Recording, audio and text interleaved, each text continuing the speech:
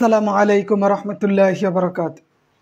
আলহামদুলিল্লাহি রাব্বিল আলামিন ওয়াল আকিবাতু লিল মুত্তাকিন। আসসালাতু ওয়াসসালামু আলা সাইয়্যিদিল আমবিয়া ওয়াল মুরসালিন। প্রশংসা আল্লাহ রাব্বুল আলামিনের, যিনি আমাদের সুস্থ রেখেছেন, ভালো রেখেছেন।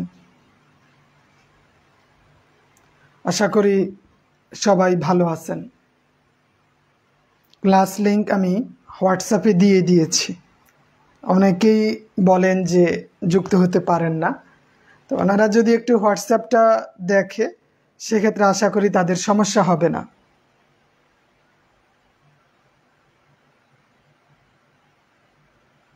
তাই না?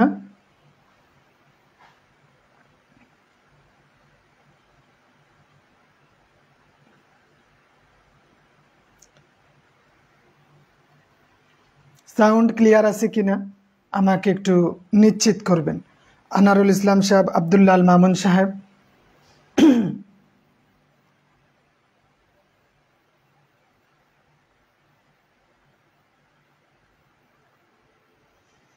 হ্যাঁ, এম হাসান সাহেব, আব্দুর রহমান সাহেব, তা আশা করি সবাই ভালো আছেন। লাভলি ম্যাম,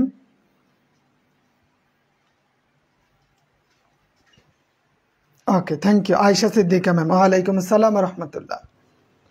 আজকে আমরা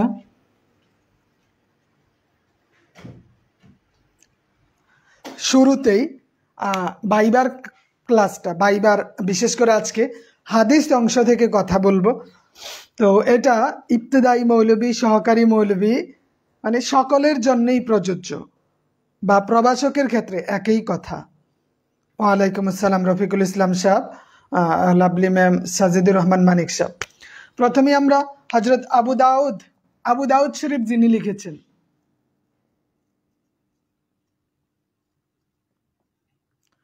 আবু দাউদ রাহিমাহুল্লাহ, যিনি এই আবু দাউদ শরীফ যিনি লিখেছেন, সিয়াসিত্তার একটা বিখ্যাত বই, বা সিয়াসিত্তার একটা অংশ হচ্ছে কি আবু দাউদ।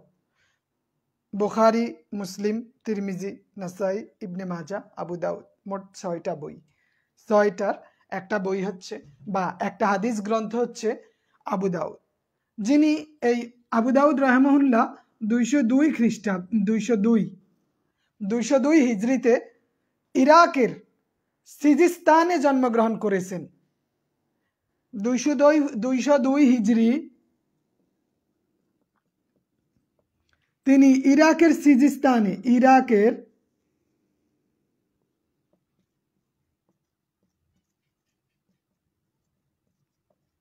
সিজিস্তানে জন্মগ্রহণ করেছেন।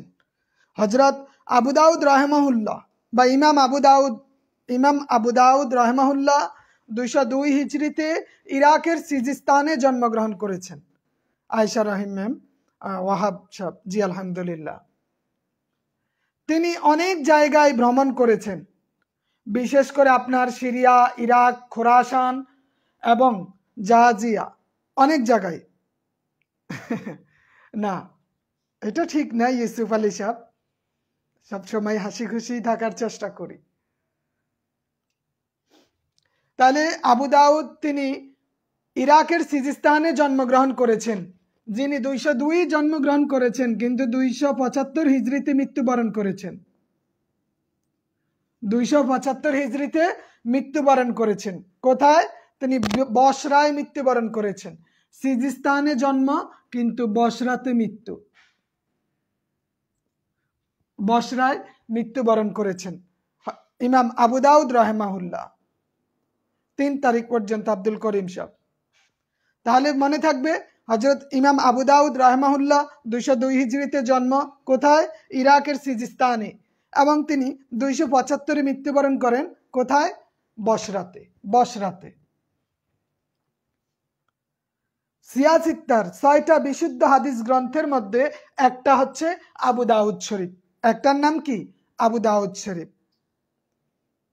ওকে, জাস্ট এটা হচ্ছে আমাদের ওভারঅল একটা ধারণা। বাইবার ক্ষেত্রে যদি কখনো জিজ্ঞেস করে বসে যে ইমাম আবু দাউদ কোথায় জন্মগ্রহণ করেছেন, বা কত সালে জন্মগ্রহণ, কত হিজরিতে জন্ম, অথবা তিনি কোথায় মৃত্যুবরণ করেছেন, তারপরে আমরা হাদিসের কিছু টার্ম দেখব যেগুলো আমাদের জন্য গুরুত্বপূর্ণ, হাদিসের কিছু পয়েন্ট যেটা সকলের জন্যই প্রযোজ্য। এক একদিন এক একজন ইমামের সম্পর্কে এক একজন ইমামের সম্পর্কে এক একটা ক্লাসে কথা বলবো। একসাথে সবগুলো দিলে কি হয়, আমাদের মনে থাকে না, আমরা শুধু পড়বো না, মনেও রাখতে হবে। তারপরে আমরা দেখি মুস্তালাহুল হাদিস।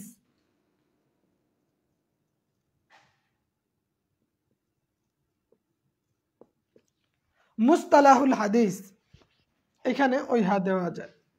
মুস্তালাহুল হাদিস কি? মুস্তালাহুল হাদিস লেখা স্পষ্ট না? আমি তো লেখা স্পষ্ট দেখতেছি।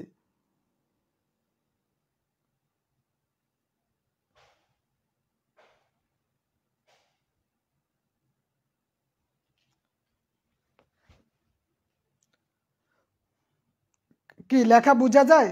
মুস্তালাহুল হাদিস, মুস্তালাহুল হাদিস হলো হাদিসের কিছু নীতিমালা। জি জি ইউসুফ আলী সাহেব, হ্যাঁ, হাদিসের কিছু নীতিমালা, নিয়ম নীতি, যেগুলোর মাধ্যমে বর্ণনাকারী এবং মতনের সম্পর্কে পরিপূর্ণ তথ্য জানা যায়, বা যাবতীয় হাদিসের বিষয়ে যাবতীয় তথ্য জানার নামই হচ্ছে মুস্তালাহুল হাদিস। মুস্তালাহুল হাদিস। আচ্ছা, তাহলে মুস্তালাহুল হাদিস কি আমাদের কোশ্চেন করতে পারে। মুস্তালাহুল হাদিস হলো হাদিসের এমন একটা ভাষ্য যার মাধ্যমে হাদিসের বর্ণনাকারী প্লাস মতনের ওভারঅল সবকিছু সম্পর্কে জানা যায়। রেজাল্টের 1 মাসের মধ্যে ভাইবার ডেট দিয়ে দিবে, দেখবেন। এখন বলেন তো, আমরা যে জানি সাহাবী, সাহাবী কারা? সাহাবী কারা? সাহাবী কারা? যারা রাসূল সাল্লাল্লাহু আলাইহি ওয়াসাল্লামকে দেখেছেন তারাই মূলত কি সাহাবী। রাসূলের সাথে যাদের সাক্ষাৎ হয়েছে তারাই হচ্ছে সাহাবী। এই সাহাবী কত আছে? 1,25,000 সাহাবী, 1,25,000 সাহাবী।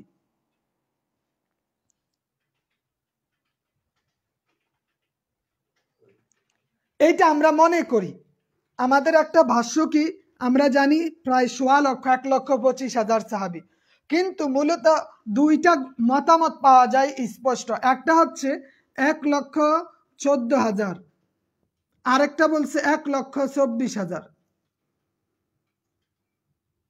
দুইটা মতামত, তবে এই মতামত বিশুদ্ধ নয়।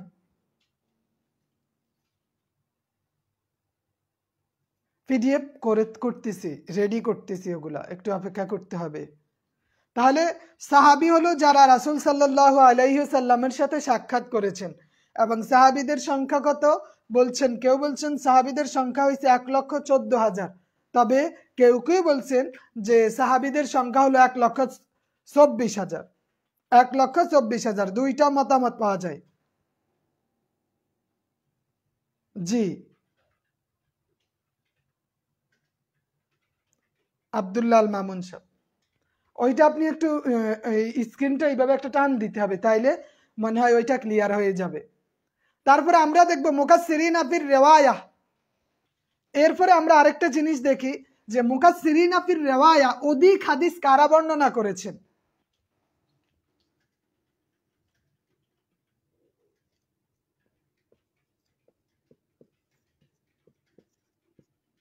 মুকাসসিরিন ফির রিওয়ায়া অধিক হাদিস কারা বর্ণনা করেছেন। এমন কিছু সাহাবীর নাম যারা অধিক পরিমাণে হাদিস বর্ণনা করেছেন। এদের মধ্যে 1 নম্বরেই আছে আবু হুরায়রা, যে সবচেয়ে বেশি হাদিস কারা বর্ণনা করেছেন। হ্যাঁ, জি জি বুঝতে পারছেন, থ্যাংক ইউ এ আফিফা ম্যাম। আজকে প্রথম দিকে আমরা একটু হাদিসের বিষয়গুলা বাইবার জন্য বলি, তার সেকেন্ড পর্বে আমরা একটু মোটামুটি ভালো সময় নিয়ে গ্রামারের বিষয়গুলা দেখব। জি থ্যাংক ইউ জয়নাব ম্যাম। তাহলে মুকাসসিরিন ফির রিওয়ায়া যারা অধিক হাদিস বর্ণনা করেছেন, 1 নম্বরে আছে আবু হুরায়রা।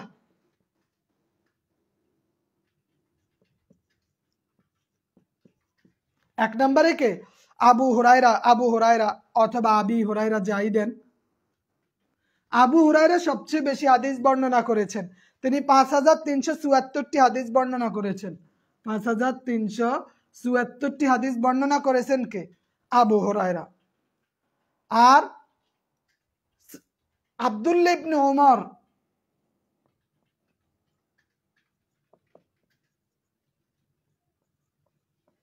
2630টি হাদিস বর্ণনা করেছেন। আব্দুল্লাহ ইবনে ওমর 2630টি হাদিস বর্ণনা করেছেন। এটা খেয়াল রাখতে হবে যে আবু হুরায়রা কয়টা হাদিস? সবচেয়ে বেশি আবু হুরায়রা রাদিয়াল্লাহু তাআলা আনহু 5374টা হাদিস বর্ণনা করেছেন। আব্দুল্লাহ ইবনে ওমর 2630টা হাদিস বর্ণনা করেছেন। আনাস ইবনে মালিক 2286টি হাদিস বর্ণনা করেছেন। আনাস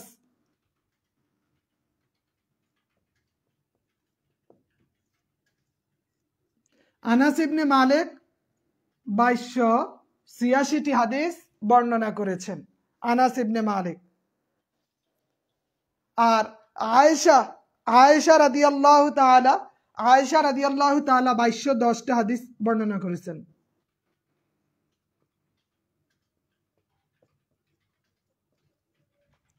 আয়েশা রাদিয়াল্লাহু তাআলা 2210টা হাদিস বর্ণনা করেছেন। আব্দুল্লাহ ইবনে আব্বাস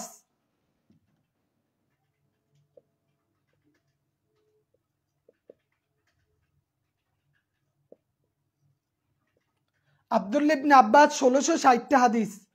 আব্দুল্লাহ ইবনে আব্বাস 1660টি হাদিস বর্ণনা করেছেন।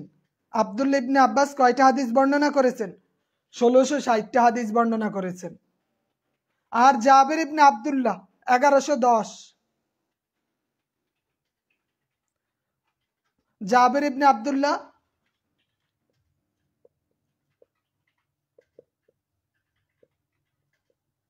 জাবের বিন আব্দুল্লাহ হযরত জাবের রাদিয়াল্লাহু তাআলা 1540টা হাদিস বর্ণনা করেছেন। 1540টা হাদিস বর্ণনা করেছেন। তাহলে এই সংখ্যাগুলো আমাদের জানা অত্যন্ত জরুরি। আবু সাইদ খুদরি 1110টা হাদিস বর্ণনা করেছেন।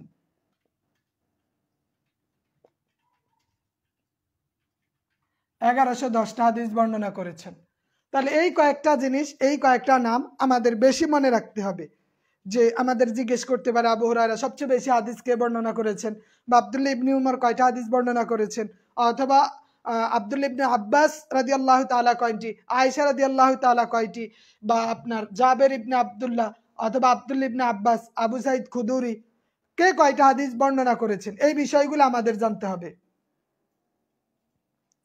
এবং বলতে পারবেন সর্বশেষ কোন সাহাবী মৃত্যুবরণ করেছেন? সর্বশেষ কোন সাহাবী মৃত্যুবরণ করেছেন বলেন?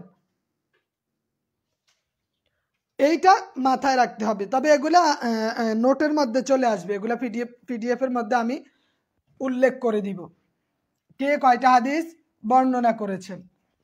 এরপরে আমাদের একটা গুরুত্বপূর্ণ প্রশ্ন হলো যে সর্বশেষ কোন সাহাবী দুনিয়ার জমিন থেকে বিদায় নিয়েছেন?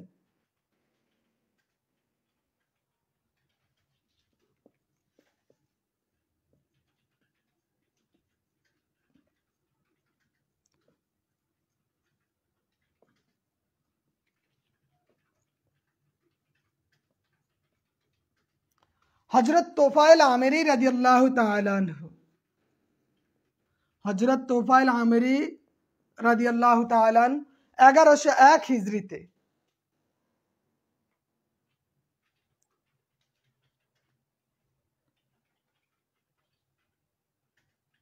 জি জি আবু হুরায়রা।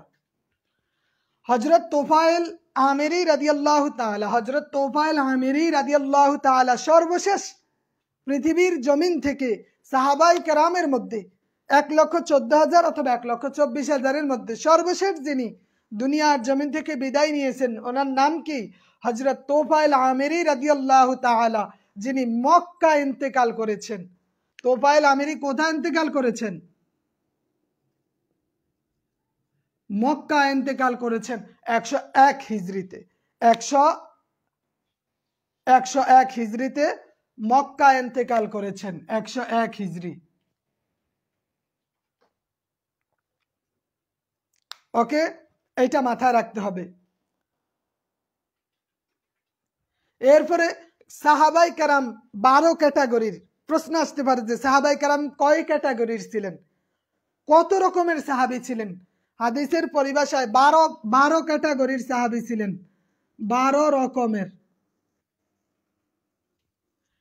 বিভিন্ন দিক থেকে 12 স্তরের, রকম না দিয়া স্তর দেওয়া সুন্দর। 1,14,000 বা 24,000 সাহাবী, 101 হিজরি, 101 কত 101 হিজরিতে তিনি তোফাইল আমিরি রাদিয়াল্লাহু তাআলা 101 হিজরিতে মৃত্যুবরণ করেন, 101 হিজরিতে মৃত্যুবরণ করেন।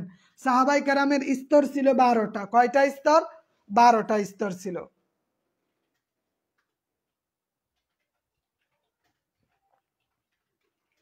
ঠিক আছে, এতটুকু ক্লিয়ার হয়েছে? ওইটা সমস্যা নেই। তাইলে সাহাবাই কেরাম 12টা স্তরের ছিল। তারপরে আমরা কিছু হাদিসের পরিভাষা দেখি, যেমন মুনকাতি।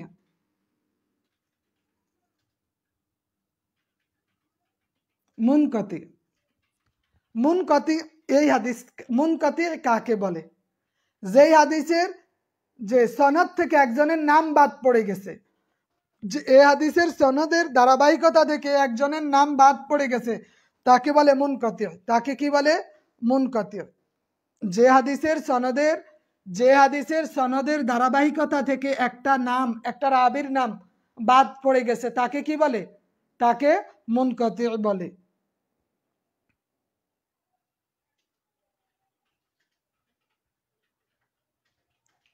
তারপরে আমরা জানি মুদাল্লাস। মুদাল্লাস ওই হাদিসকে বলে যেই হাদিস তার ওস্তাদ যিনি বর্ণনা করেছেন উনি তার ওস্তাদের নাম উল্লেখ করেন নাই, ওস্তাদের নামকে চেপে রেখেছেন, দোষ ত্রুটি এড়িয়ে গেছেন, দোষ ত্রুটিকে গোপন করে রেখেছেন।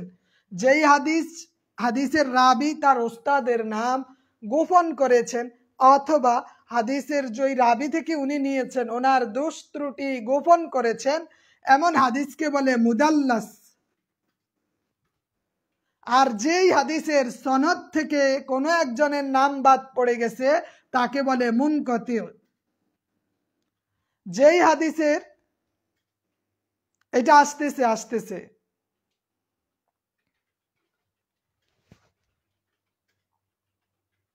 হ্যাঁ, সনদ কাকে বলে, মতন কাকে বলে, মুনকাতি, মুদল্লিস, গরিব হাদিস, মাশহুর হাদিস, এই বিষয়গুলো আমাদের প্রশ্ন, এগুলো টিকার মতো ছোট ছোট প্রশ্ন প্রায় সময় আসে।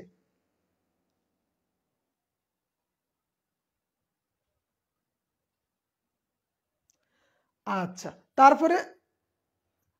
তারপরে মুরসাল হাদিস, একটা হাদিস আছে মুরসাল। মুরসাল হাদিস কাকে বলে? মুরসাল হাদিস কাকে বলে বলেন? মুরসাল কাকে বলে? এই মুরসাল এবং মুনকাতির কাছাকাছি। যে মুরসাল হলো যেই হাদিস থেকে কোনো রাবীর নাম বাদ পড়েছে, যেই হাদিস থেকে কোনো রাবীর নাম বাদ পড়েছে তাকে মুরসাল বলে। কিন্তু যদি বলে মুত্তাসিল,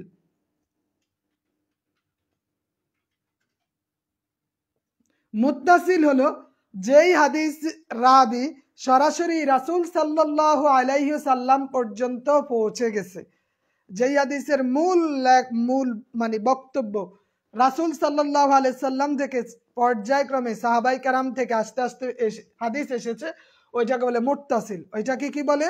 মুত্তাসিল বলে।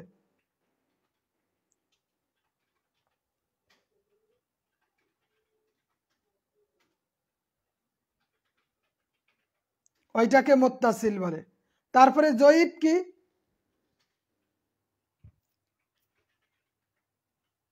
তাহলে আমরা এই কয়েকটা জিনিস দেখলাম যে হযরত ইমাম আবু দাউদ রাহিমাহুল্লাহ প্লাস হাদিসের কয়েকটা পরিভাষা এবং কারা সবচেয়ে বেশি হাদিস বর্ণনা করেছেন,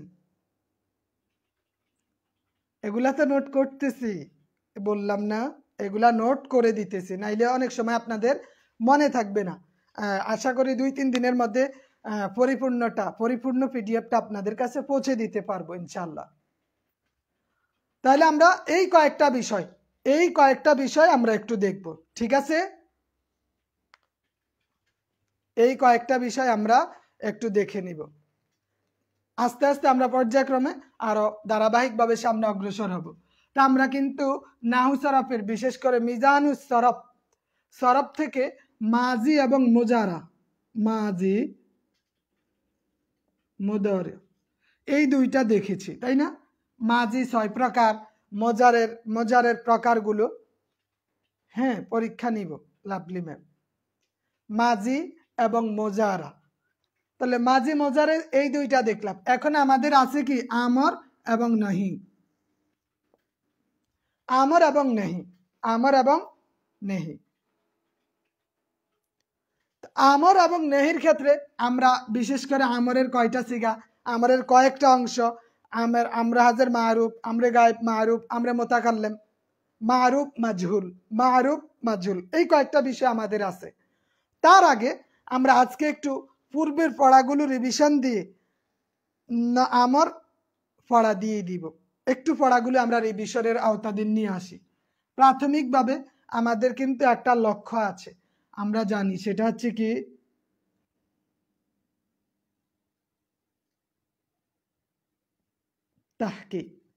তাহকিক করতে গেলে 1 নম্বরে আমাদের লাগে সিগা, 2 নম্বরে লাগে বহস। তো আমরা প্রথমে সিগা এবং বহস এই দুইটা বিষয় নিয়ে আজকে কথা বলি ওভারঅল, ঠিক আছে? সিগা এবং বহস। সিগার ক্ষেত্রে আমরা বলছিলাম সিগার কয়টা রূপ, বলেন সিগার রূপ কয়টি?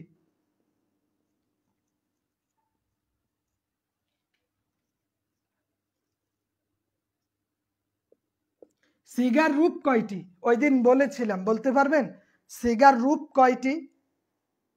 কে বলতে পারবেন সিগার রূপ কয়টি?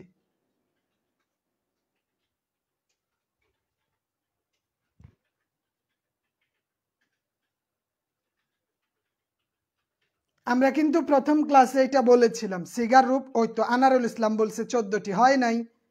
সিগার রূপ কয়টি? অথবা হ্যাঁ, আচ্ছা, এবার বলেন সিগার অংশ কয়টি?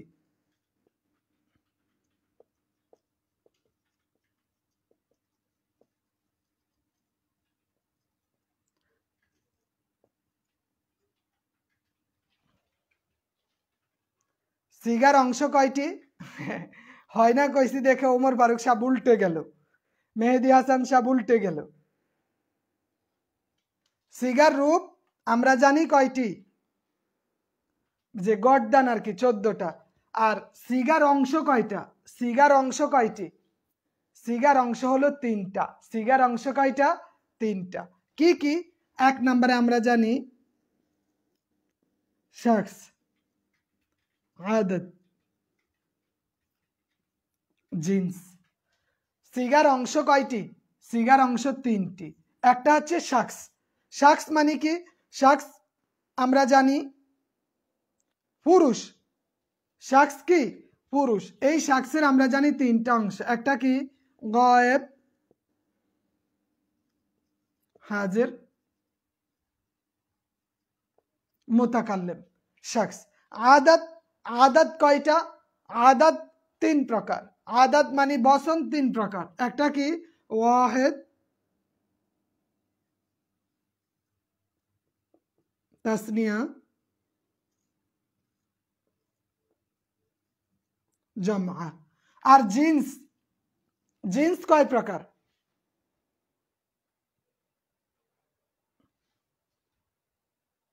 বলেন জিন্স, জিন্স কয় প্রকার? আমরা জানি এইটা 2 প্রকার।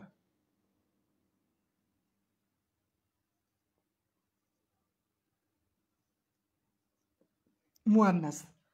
তাহলে আমরা দেখলাম সিগা 3টা বিষয় নিয়ে কাজ করে। ওইটা আমাকে হোয়াটসঅ্যাপে মেসেজ দিয়ে ওসমান গনি সাহেব। কয়টা বিষয়? শখস, গায়েব, হাজির, মুতাকাল্লিম।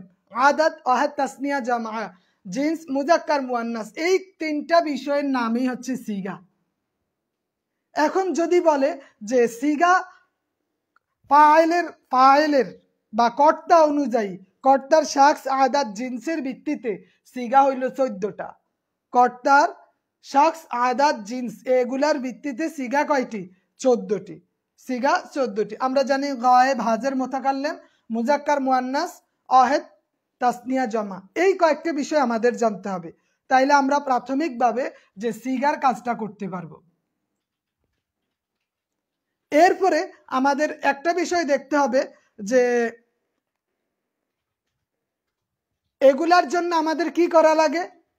আমাদের তখন ওই যে আমরা পড়ি না, ফাআলা, ফাআলা, ফাআলু, এই যে ফাআলা, এই প্রথম গর্দানটা বহস ইসবাত পেলে মাজি মতলক মারুফের ওই গর্দানগুলো যদি আমরা পড়ে ফেলি, তাহলে আমরা সিগা নির্ণয় করতে একদম ইজি হয়ে যাবে। সিগা নির্ণয় করতে একদম ইজি হয়ে যাবে। আব্দুল্লাহ আল নোমান, আব্দুল্লাহ আল মামুন সাহেব 60 প্রকার কোনটা দিল? তাহলে আমরা সিগার ক্ষেত্রে এই কয়েকটা বিষয় রাখবো। এইবার দেখি, বলেন তো, আমরা জানি সিগার প্রাথমিকভাবে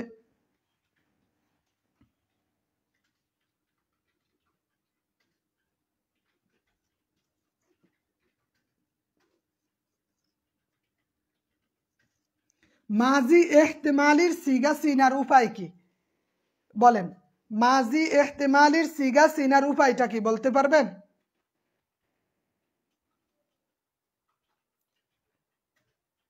মাজি এহতেমালি সিগা চিনার উপায় কি বলেন?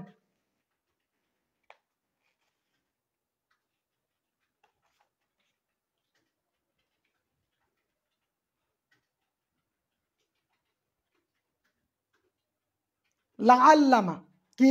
ওমর ফারুক সাহেব, থ্যাংক ইউ। তাহলে মাজি এহতেমালি, এখন আমরা যদি বলি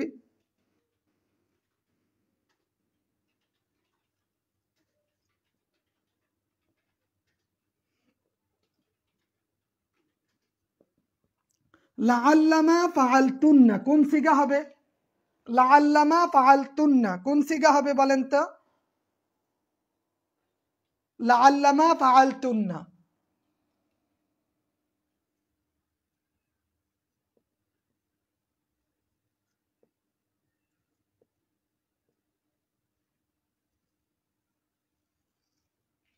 লাআল্লামা ফাআলতুন্না কোন সিগা হবে?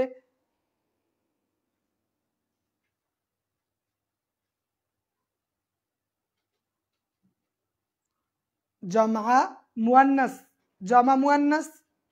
এটা কি গায়েব না হাজির? তিনটা জিনিস উল্লেখ করতে হয়, শাখস, আদাদ, জিন্স। হ্যাঁ, জমা মুয়ান্নাসে হাজির। লাআল্লামা ফাআলতুন্না,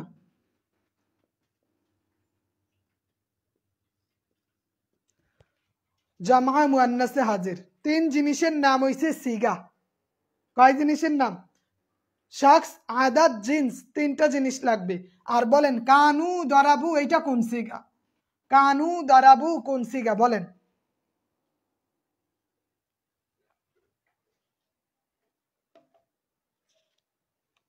কানু দরাবু কোন সিগা?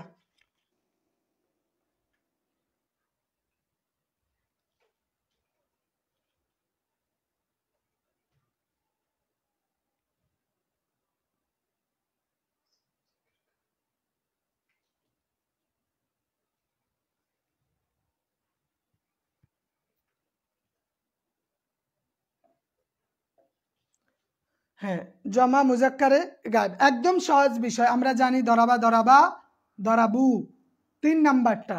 তাহলে আমাদের 14টা যদি আমরা ওই ধারাবাহিকতা রক্ষা করি, এখন বলেন তো যে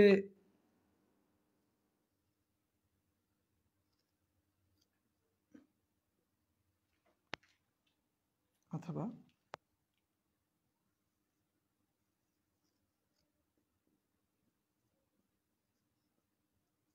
লাম তাফআল এইটা কোন সিগা হবে? লাম তাফআল কোন সিগা বলেন? লাম তাফআল কোন সিগা হবে?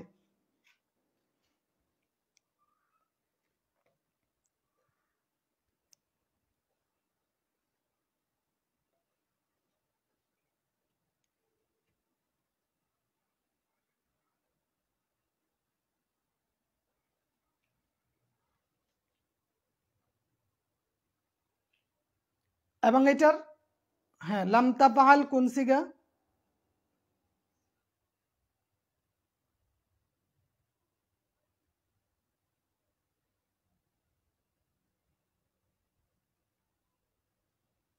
লাম তাফআল এটার বহস কি বলতে পারবেন?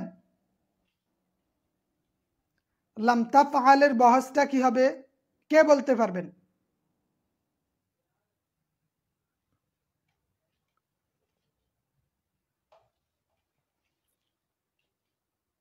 আহাদ মুজাক্কারে হাজির,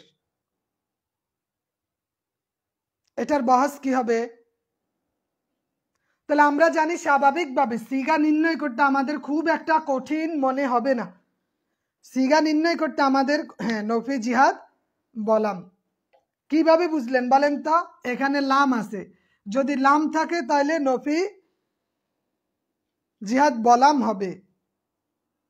আর আব্দুল্লাহ আল মামুন সাহেব নফি জিহাদ বলান নয়, এটা লাম আছে, যদি বলতো লাই লাম হইলে তখন বলান হইতো, মিম হবে নফি জিহাদ বলাম, নফি জিহাদ বলাম। লাম এবং লান দুই জিনিসের পার্থক্য নির্ণয় করতে হবে।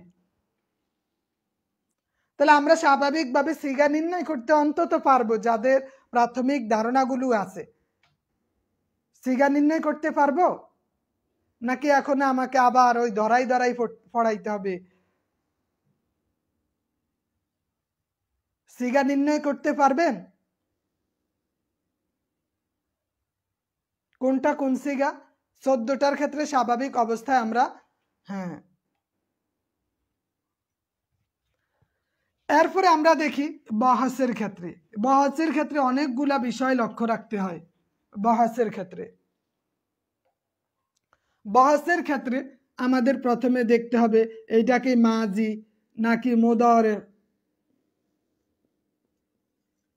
তারপরে নাকি আমর নাকি নেহি, তারপরে এটা কি বলাম নাকি বলান, এই বিষয়গুলো, এবং ইসমে মুশতাক অথবা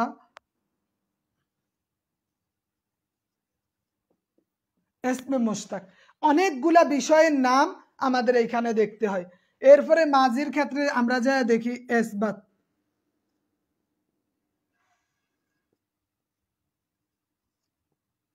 নফি, ইসবাত এবং নফি,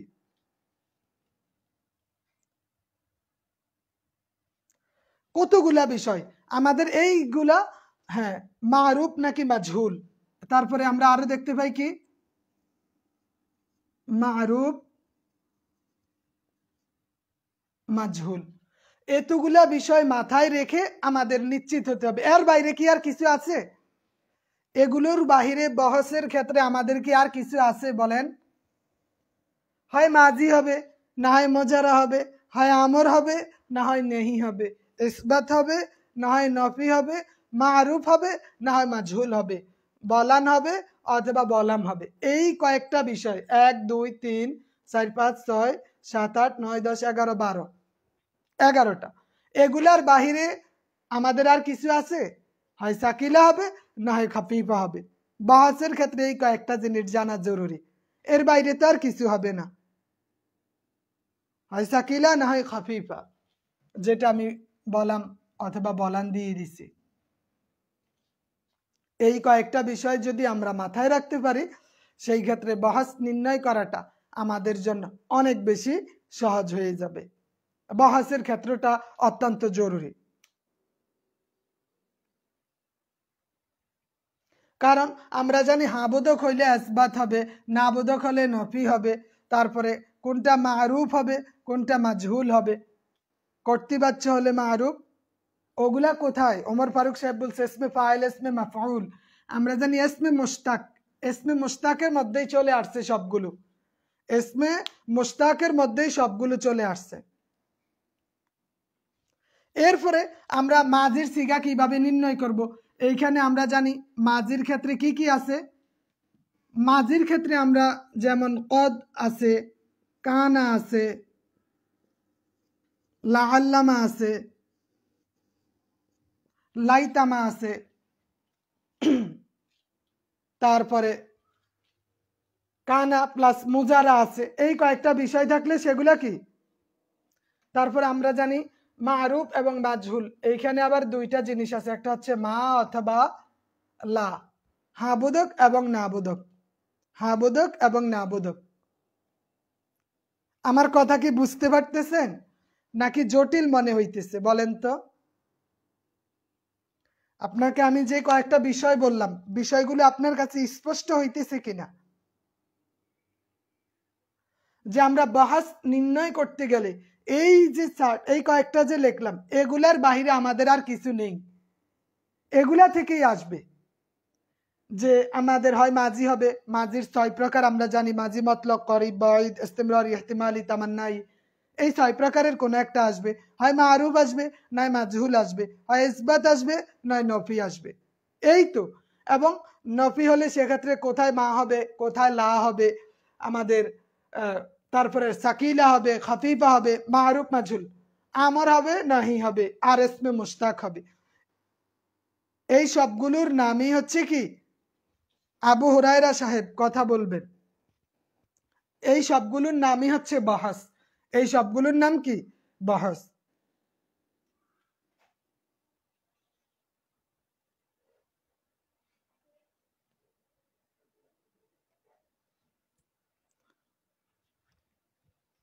এই সবগুলোর নাম বাহাস।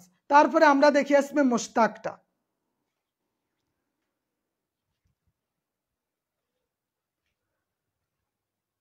ওকে, তাহলে আমরা বহাসের পর আমাদের এখানে একটা জিনিস বাদ আছে, সেটা হলো ইসমে মুশতাক। কিন্তু তার আগে আমরা আমরটা একটু দেখে নেই। 2 নং ক্লাসের রেকর্ড তো দেওয়াই আছে।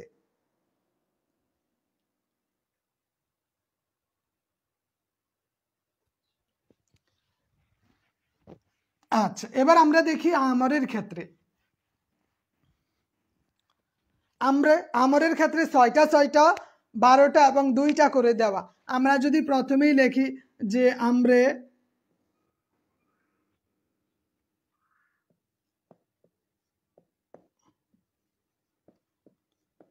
গায়েব মারুফের সিগাগুলো কি কি? হ্যাঁ, আমরে গায়েব মারুফের সিগাগুলো একটু বলতে পারবেন? এখানে 6টা সিগা উল্লেখ করা আছে।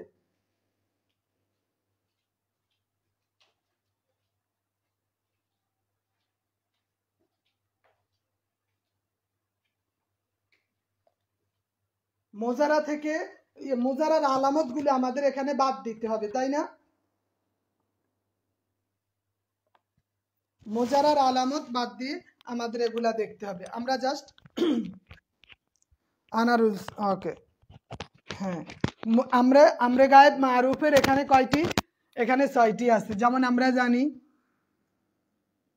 লিয়াফআল, লিয়াফআলা,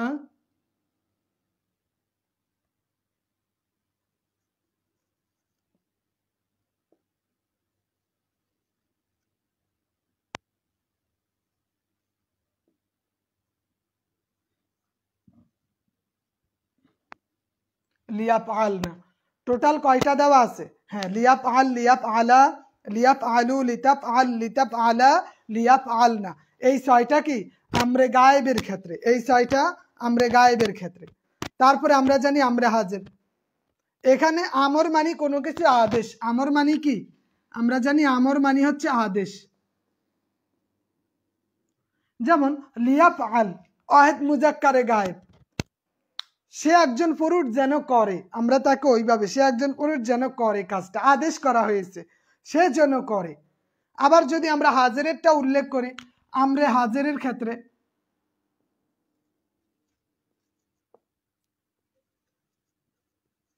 সেই ক্ষেত্রে আমরা কি যুক্ত করব? যেমন ইফ আল,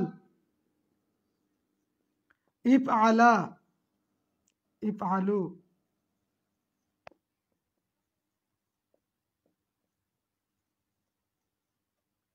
ইফ আলনা। আমরা যদি প্রথমেই দেখি আমর, যেমন আমরে মারুফ, আমরে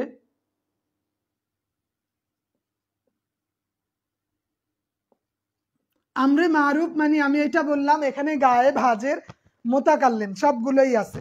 এখানে কয়েকটা বিষয়, আমরা যদি আমরে মারুফ, আমরে মাজহুল, তারপরে সাকিলা এবং খাফিফা, মোট তিনটা পড়লেই আমাদের এখানে যথেষ্ট। আমরে মারুফের সবগুলো আপনি পড়ে ফেলেন, লিয়াফআল, লিয়াফআলা, লিয়াফআলু, লিতাফআল, লিতাফআলা, লিয়াফআলনা, ইফআল, ইফআলা, ইফআলু, ইফআলি, ইফআলা, ইফআলনা, লিয়াফআল, লিনাফআল। এখন এইটাকে আপনি মারুফের জায়গায় মাজহুল করে দিবেন, মারুফের পর কি মাজহুল করে দিবেন, তাইলেই আমাদের বিষয়গুলো সহজ হয়ে যায়। আপনি জাস্ট একটু খেয়াল করলেই হবে। হ্যাঁ, থ্যাংক ইউ জাহিদুল ইসলাম সাহেব। তাহলে আমরা দেখলাম আমরে মারুফ এবং মাজহুল।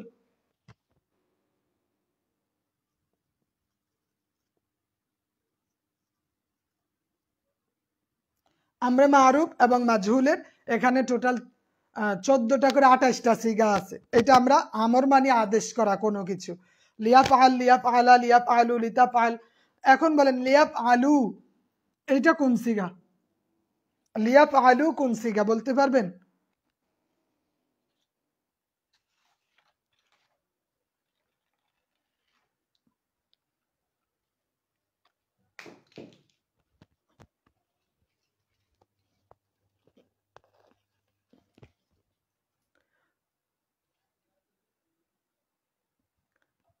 তাহলে আমরে মারুফের পর আমরা আরেকটা জিনিস দেখব, সেটা হচ্ছে আমরে মারুফ বানুন সাকিলা।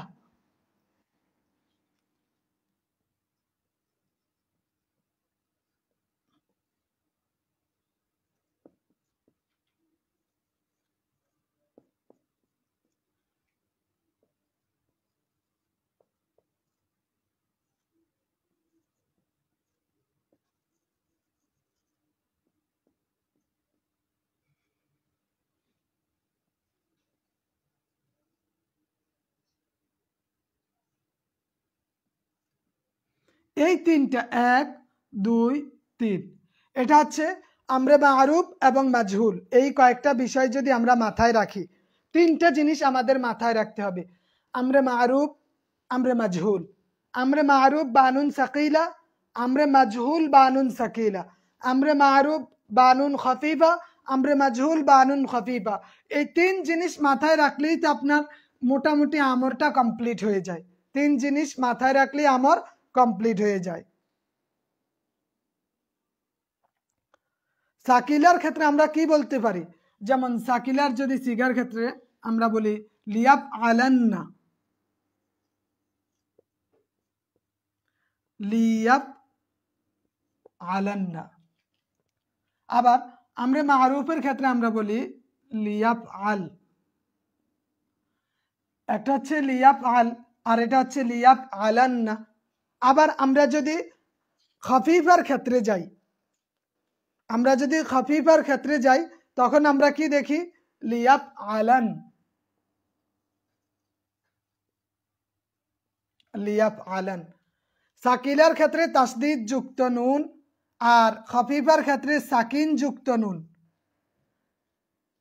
দুইটা খেয়াল রাখতে হবে যে সাকিলার ক্ষেত্রে তাসদিদ যুক্ত নুন, খফিফার ক্ষেত্রে সাকিন যুক্ত নুন। এই দুইটা থাকলেই আমরা অনায়াসেই বুঝে নিব এটা হচ্ছে খফিফা, এটা হচ্ছে সাকিলা, এবং সেই ক্ষেত্রে আমরা মারুফও চিনতে পারবো, মাজহুলও চিনতে পারবো। দুইটাই আমাদের জন্য ইজি হয়ে যাবে।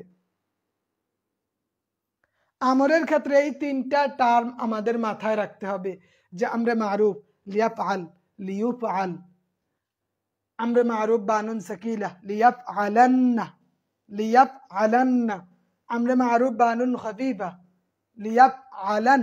তাহলে একটা সাকিন যুক্ত নুন আর একটা তাসদিদ যুক্ত নুন, দুইটার পার্থক্যই আপনাকে বলে দিবে কোনটা সাকিলা এবং কোনটা খফিফা। বহস এবং সিগা নির্ণয় করার ক্ষেত্রে আশা করি এগুলা মাথায় রাখলে, আমরা যদি একটু আপনার ওই বইটা পড়ি, মিজানুস তরফ একটা বই আছে না, ওই বইটা পড়লেই আমাদের মোটামুটি অনেক কিছু ক্লিয়ার হয়ে যাবে।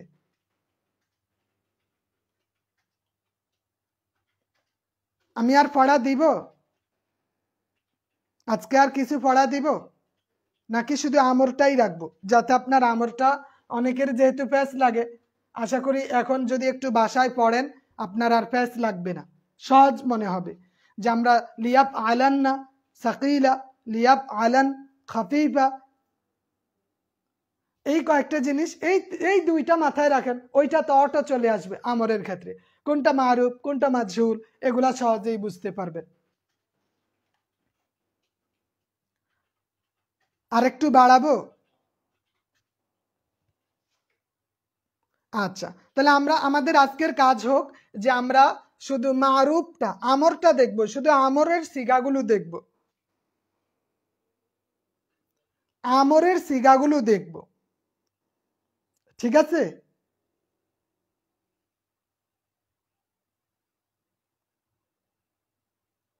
আর আমরা যেহেতু 3টা ক্লাস হয়েছে, আমরা চেষ্টা করব আগামীকালকে একটা পরীক্ষা দেওয়ার। আগামীকালকে লিখিত একটা পরীক্ষা দিবেন, আমি জাস্ট প্রশ্ন তৈরি করে দিব কোনটা কোন সিগা, সিগা এবং বস নির্ণয় করতে হবে। 20টা করে দিয়ে দিব, 20টা, শুধু সিগা এবং বহস নির্ণয় করবেন। 20টা না আরো বেশিও দিতে পারি, সবগুলো থেকে একটা একটা করে দিই। আপনারা যদি রাজি থাকেন তাহলে আমি একটা প্রশ্ন তৈরি করি। আমর পর্যন্ত, মাজি থেকে আমর পর্যন্ত সিগা এবং বহস,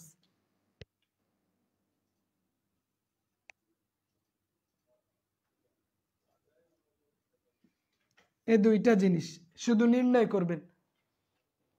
2টা থেকে আমরা একটা পরীক্ষা নিই, তাহলে দেখি আসলে আপনার পড়াশোনা কতটুকু হইতেছে, যে আপনি সিগা এবং বহস এতটুকু পর্যন্ত, ওইটা ধরতে পারলে বাদ হবে, ওইটা দেখা যাক। তাহলে আমরা এতটুকু, আর 2-3 দিনের মধ্যে দেখি ভাইবার যদি শিট রেডি হয়ে যায় সেক্ষেত্রে আমি খুব শীঘ্রই আপনাদেরকে দিয়ে দিব, ঠিক আছে? ওকে, তাহলে আজকের জন্য এখানেই সমাপ্ত। আসসালামু আলাইকুম ওয়া রাহমাতুল্লাহি ওয়া বারাকাতুহু।